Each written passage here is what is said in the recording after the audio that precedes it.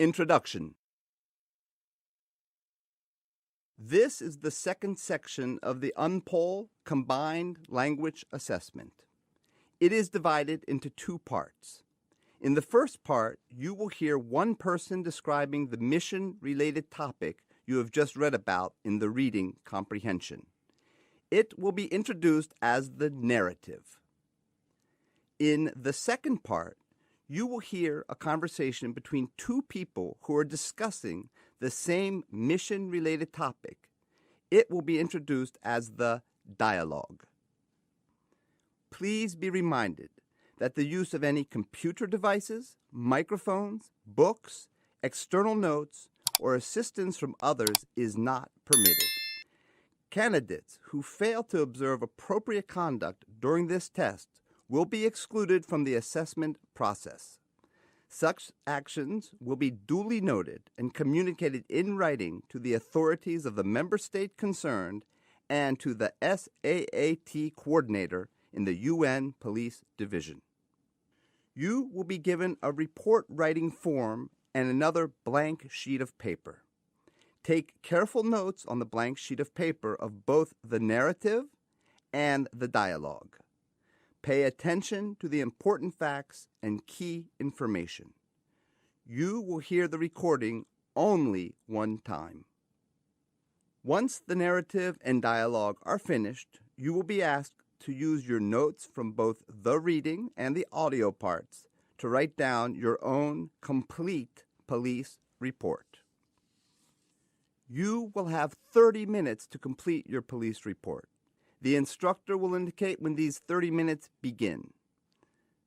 The instructor will then announce when there are 5 minutes remaining and when there is one final minute. Please do not forget to write your full name, your individual test serial number, and other details clearly in the spaces provided on the report writing sheet. Good luck.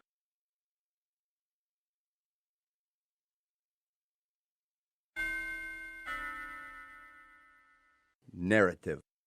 Following the Peachenville homicide, Michael Madison, 35 years, was arrested on Saturday, 20th of July 2013, after 3 female bodies were found nearby the apartment block where he lived. Madison was located in his mother's home at the corner of E.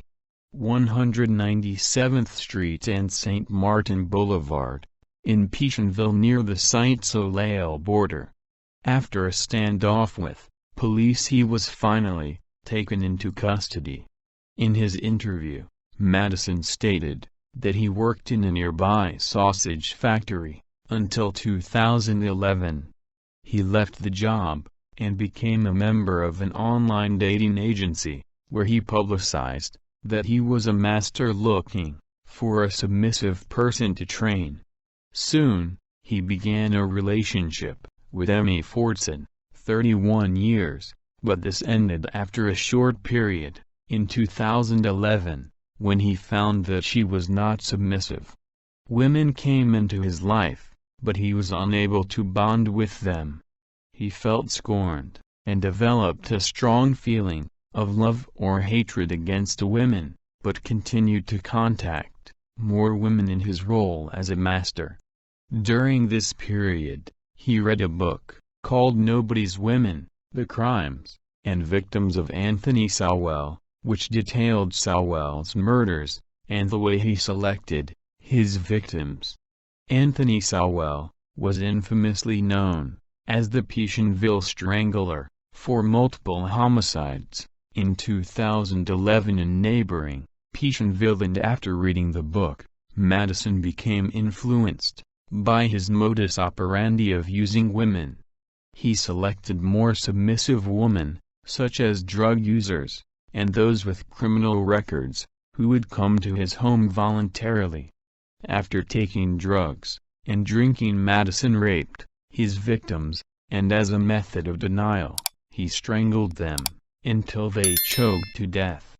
Once dead, he would wrap the dead bodies in a bin bag and throw them behind the apartment building, in a field. He also thought that the nearby sausage plant would hide the odor of the decaying flesh. Madison's story of crime was as predicted by the police and justice officials. Madison identified both the women. The one wearing a leopard print purple leotard was 25-year-old Michelle Mason, and the other, who was wearing a green jacket and had a pink orchid tattoo on her hip, was 31-year-old Imelda Hunter. They were both African-American women, with a criminal record and a history of drug abuse. Both the women lived outside Petionville. Following a court appearance on 21st of July 2013, Madison was charged with 3 counts, each of murder, rape and holding people captive. However, Madison pleaded guilty to charges of captivity. UNPAL officers are trying to gather further information to determine whether Madison is associated with other unsolved cases in the Petionville site Soleil.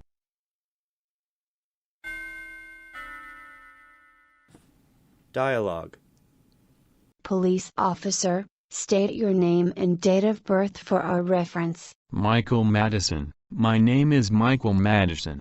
I was born on 4th of February 1978. Police officer, do you know the reason why you are here? Michael Madison. I know. I have been arrested for the series of homicides in Petionville, the killing of 3 women within a 6 to 10 day period. Police officer, where do you live? Do you have any family members living with you? Michael Madison. I live at my mother's house, located at the corner of E. 197th Street and St. Martin Boulevard in Petionville, near the site Soleil border. I live alone now. My mother had not been around for the past 3 months. She has gone on a tour to USA. Police officer, UNPAL, Carla Reese, why did not you surrender when you were asked to? Michael Madison. I was afraid, since I am a registered sex offender with the police.